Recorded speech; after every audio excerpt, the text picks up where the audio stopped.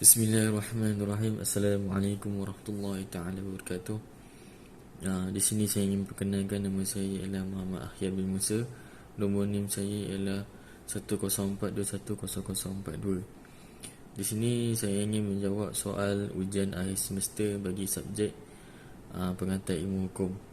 Okey, kita mulakan dengan soalan nombor 1, iaitu soalan nombor 1 ialah jelaskan definisi sumber hukum, macam sumber hukum dan contohnya. Dan saya jawapan untuk bagi nombor 1 ialah kita berkenaan dengan pengertian hukum. Secara umum, sumber hukum adalah segala sesuatu yang melahirkan hukum. Sumber hukum juga dapat disebutkan sebagai asal muasal hukum. Pada dasarnya kita mengetahui dua sumber hukum, yakni sumber hukum formal dan sumber hukum material. Dengan pengertian lain bahawa sumber hukum adalah sumber hukum adalah seluruh sesuatu yang bisa mengaktifkan aturan-aturan yang memiliki sifat memaksa, iaitu jika melanggarnya akan menimbulkan sanksi tegas. Suatu teori mengajarkan bahawa hukum memiliki tujuan semata-mata untuk mencapai keadilan. Berdasarkan teori ini, isu hukum semata-mata wajib ditetapkan oleh kesedaran etis kita tentang apa yang adil dan apa yang tidak adil. Teori ini pertama kali dimukakan oleh Aristoteles, filsuf Yunani, dalam buku Etika Nikomchi dan Retorika yang mengemukakan hukum memiliki tugas yang suci, yakni memberi kepada setiap orang yang berhak menerimanya. Seterusnya kita akan pergi kepada macam-macam sumber hukum dan contoh. Sumber hukum material adalah aturan, norma atau kaedah yang merupakan sumber dari manusia untuk bersikap dan bertindak. Atau pengertian lainnya dari sumber hukum material adalah tempat dari mana material itu diambil. Satu keyakinan atau perasaan hukum dari seseorang atau individu dan juga pendapat masyarakat yang dapat menentukan isu hukum. Dengan begitu bisa dikatakan bahawa faktor-faktor yang dapat mempengaruhi pembentukan hukum adalah keyakinan atau perasaan hukum seseorang dan pendapat masyarakat. Seterusnya kita pergi terus kepada contoh-contoh hukum.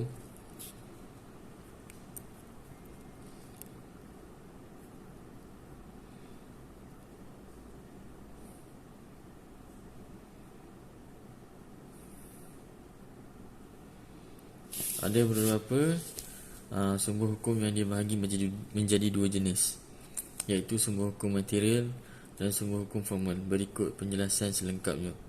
Sumber hukum material. Sumber hukum material adalah aturan, norma atau kaedah yang merupakan sumber dari manusia untuk bersikap dan bertindak. Atau pengertian lainnya dari sumber hukum material adalah tempat dari mana material itu diambil. Seterusnya, satu keyakinan atau perasaan hukum dari seseorang atau individu dan juga pendapat masyarakat yang dapat menentukan isu hukum. Dengan begitu bisa dikatakan bahawa faktor-faktor yang dapat mempengaruhi pembentukan hukum adalah keyakinan atau perasaan hukum seseorang dan pendapat masyarakat. Seterusnya, iaitu kita pergi pada sumber hukum formal. Sumber hukum formal adalah juga dapat disebut dengan suatu penerapan dari hukum material, sehingga hukum formal dapat berjalan dan dipatuhi oleh semua objek hukum. Macam-macam sumber hukum formal adalah sebagai berikut, iaitu berkenaan dengan undang-undang. Undang-undang adalah segala sesuatu aturan yang memiliki kekuatan hukum yang mengikat, yang dijaga oleh pemerintah negara itu. Contohnya adalah seperti undang UU, peraturan perintah, iaitu dan Perpu dan lain dan sebagainya. Seterusnya kita pergi kepada kebiasaan. Kebiasaan adalah segala macam tingkah laku yang sama yang dilaksanakan secara tulus menerus sehingga menjadi hal yang umum dilakukan. Contohnya adalah adat istiadat di daerah yang dilakukan dengan cara turun-temurun yang telah menjadikan hukum pada daerah tersebut. Contoh kebiasaan yang menjadi sumber hukum bagi masyarakat adalah sebagai berikut. Adat istiadat kebiasaan orang Bali yang mewajibkan hukum upacara pembakaran mayat untuk orang yang telah meninggal atau disebut dengan ngaban. Seterusnya, adat istiadat orang Batak melarang adanya pertukaran pengantin antara dua marga dalam sistem perkahwinan mereka. Dan seterusnya, adat istiadat hukum Dayak yang mewajibkan perkahwinan dilakukan dengan sistem endogami, iaitu sistem perkahwinan yang terjadi antara keluarga yang masih ada dalam satu rumpun suku bangsa yang berhubungan. Seterusnya kita pergi pada soalan yang nombor 2, iaitu jelaskan tentang objek dalam subjek hukum dan berikan contohnya. Uraikan yang sangat jelas. Seterusnya jawapannya adalah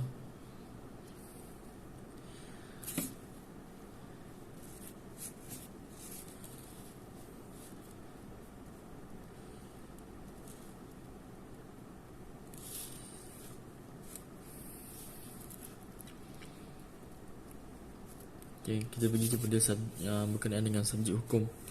Subjek hukum adalah segala sesuatu yang kepadanya dapat menanggung hak dan kewajipan. Kerana kemampuannya menanggung hak dan kewajipan ini, maka hanya yang termasuk subjek hukum sahaja dapat melakukan perbuatan hukum.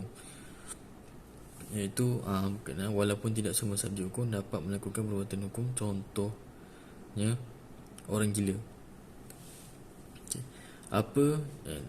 Siapa sahaja yang dapat menjadi subjek hukum?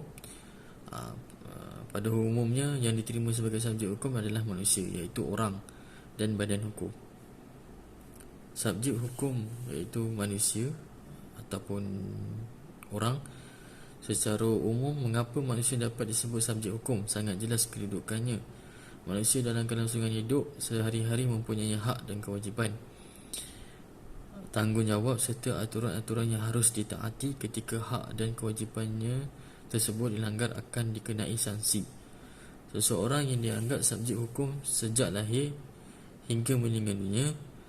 Bahkan terdapat perluasan seperti dalam fasal 2 QH Perdata yang mana menyatakan anak dalam golongan seorang wanita dianggap telah lahir setiap kali kepentingannya menghendakinya.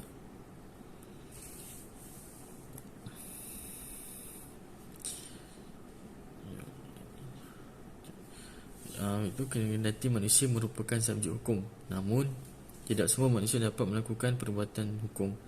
Pada masa lalu, budak tidak dianggap sebagai subjek hukum, melainkan objek yang dapat diperjualbelikan. Namun perbudakan tidak berlaku lagi di masa sekarang.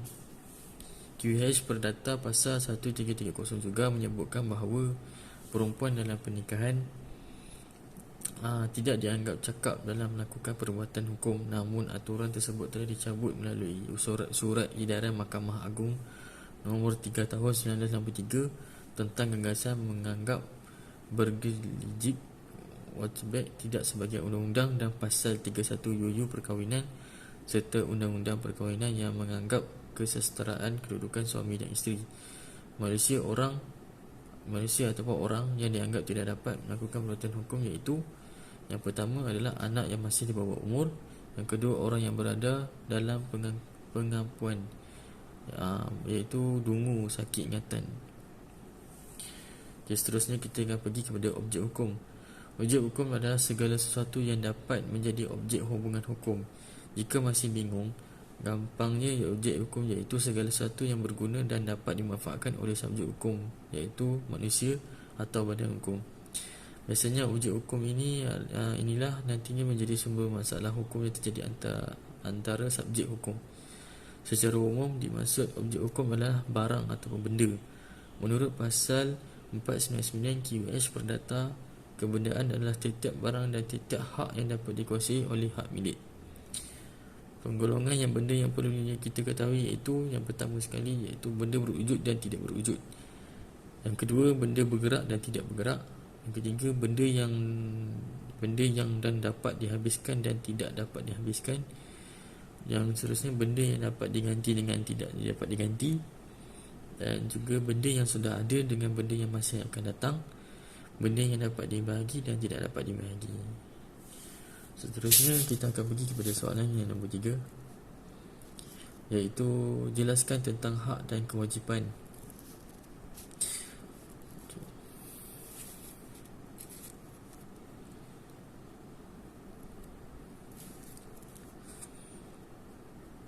Kita pergi terus kepada pengertian hak.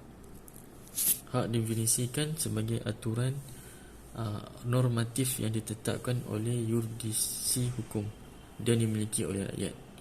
Hak adalah sesuatu yang layak diterima oleh setiap manusia, tidak peduli dari mana mereka berasal atau dilahirkan atau di mana mereka tinggal. Hak umumnya ditulis dalam undang-undang. Berdasarkan hal ini, orang dapat dengan mudah menggugat atau mempertahankan haknya di pengadilan.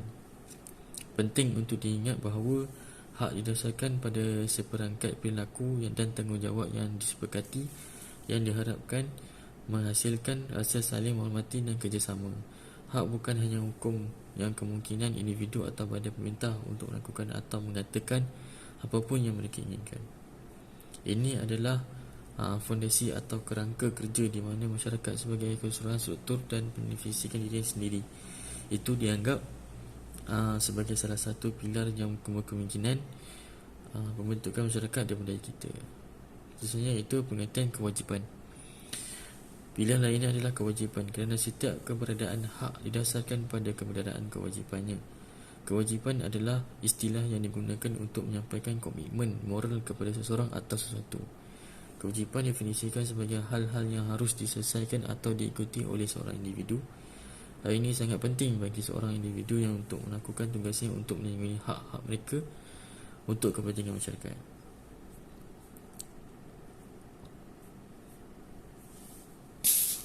Okay, seterusnya iaitu kita pergi pada soalan yang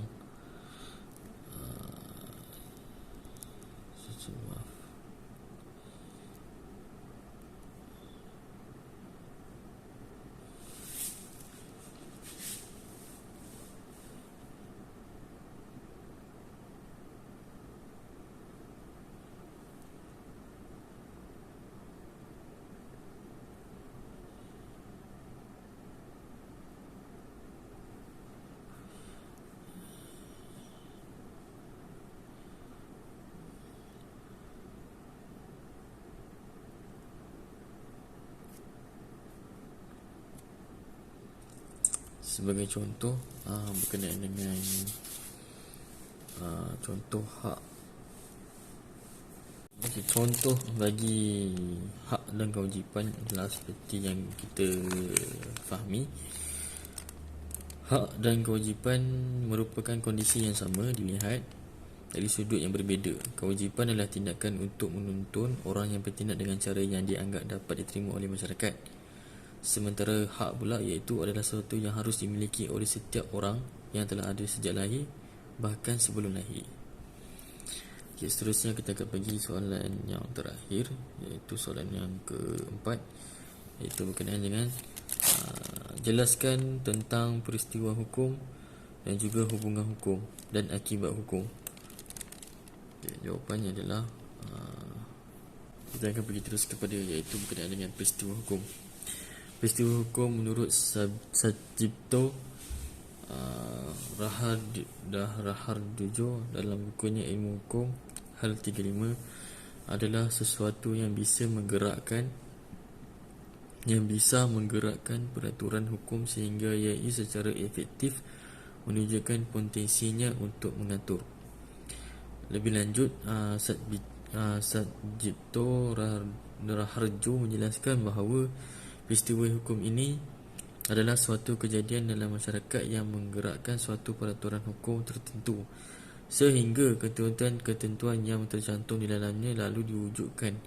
Suatu peraturan hukum yang mengatur tentang kewarisan kerana kematian akan tetap merupakan rumusan kata-kata diam sampai ada seorang yang meninggal dan menimbulkan masalah kewarisan.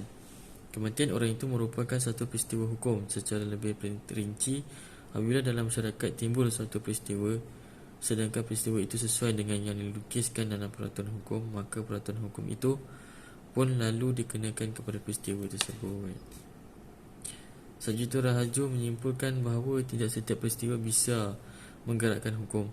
Apabila A mengambil sepeda motor miliknya sendiri, maka timbullah suatu peristiwa ini tidak menggerakkan hukum untuk bekerja. Lainnya hal apabila yang diambil oleh A adalah sepeda motor orang lain. Di sini hukum digerakkan untuk bekerja, oleh kerana hukum memberikan perlindungan terhadap orang lain yang mempunyai terhadap sepeda motor tersebut. Oleh kerana itu, hanya peristiwa-peristiwa yang dicantumkan adalah hukum sahaja, dicantumkan dalam hukum sahaja yang bisa menggerakkan hukum, dan untuk itu ia disebut sebagai peristiwa hukum.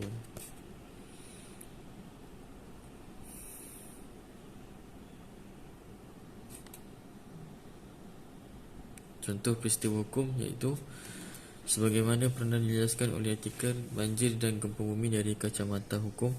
Peristiwa hukum ini terdiri dari yang pertama sekali iaitu keadaan, iaitu alamiah, iaitu siang ataupun malam hari. B, seterusnya kejiwaan, iaitu normal ataupun abnormal. Yang seterusnya yang terakhir iaitu sosial, iaitu keadaan perang.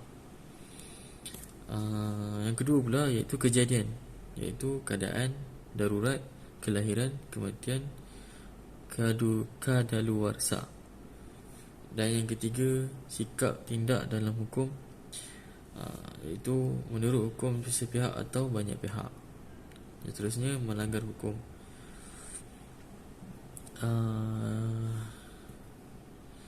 Di bidang hukum perdata perbuatan melanggar hukum, lihat pasal 1365 Kitab Undang-Undang Hukum Perdata. Itu adalah contoh untuk peristiwa hukum. Seterusnya kita akan pergi kepada hubungan hukum. Menurut So'i Roso Hal 2009, hubungan hukum ialah hubungan antara dua atau lebih subjek hukum. Dalam hubungan hukum ini, hak dan kewajipan pihak yang satu berhadapan dengan hak dan kewajipan pihak yang lain.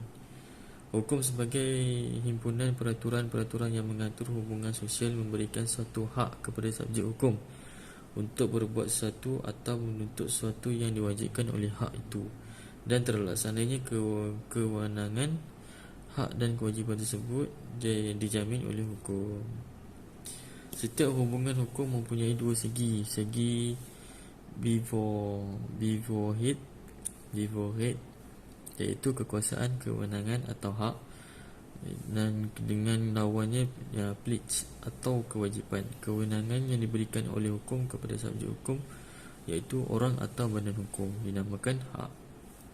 Mengenai hukum ini, Lochman sebagaimana dikutip oleh Soroso Hal 270 berpendapat bahawa dalam tiap hubungan hukum terdapat pihak yang berwenang ataupun berhak meminta prestasi yang disebut dengan prestasi subjek, dan pihak yang wajib melakukan prestasi disebut pledge subjek.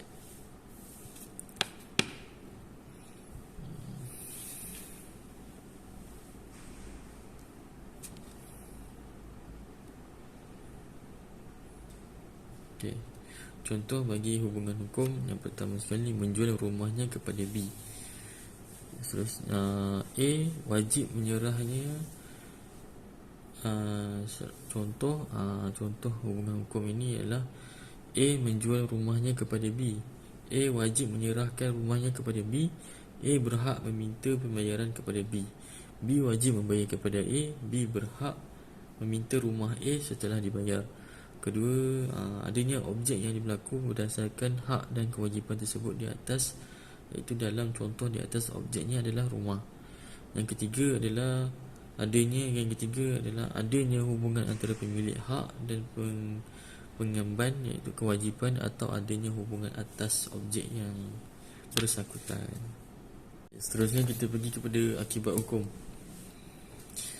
Akibat hukum adalah akibat satu tindakan yang dilakukan untuk memperoleh satu akibat yang dikehendaki oleh pelaku dan yang diatur oleh hukum. Tindakan yang dilakukannya merupakan tindakan hukum, yakni tindakan yang dilakukan guna memperoleh sesuatu akibat yang dikehendaki hukum.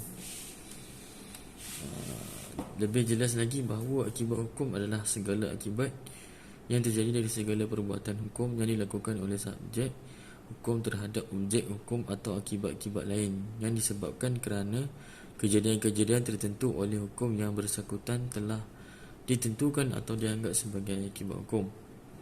Akibat hukum merupakan sumber lahirnya hak dan kewajipan bagi subjek hukum yang bersangkutan. Misalnya mengandalkan perjanjian jual beli, maka telah lahir satu akibat hukum dari perjanjian jual beli tersebut, yakni ada subjek hukum yang mempunyai hak untuk mendapatkan barang dan mempunyai kewajipan untuk membayar barang tersebut. Begitu sebaliknya, subjek hukum yang lainnya mempunyai hak untuk mendapatkan wang, tetapi di samping itu dia mempunyai kewajipan untuk menyerahkan barang.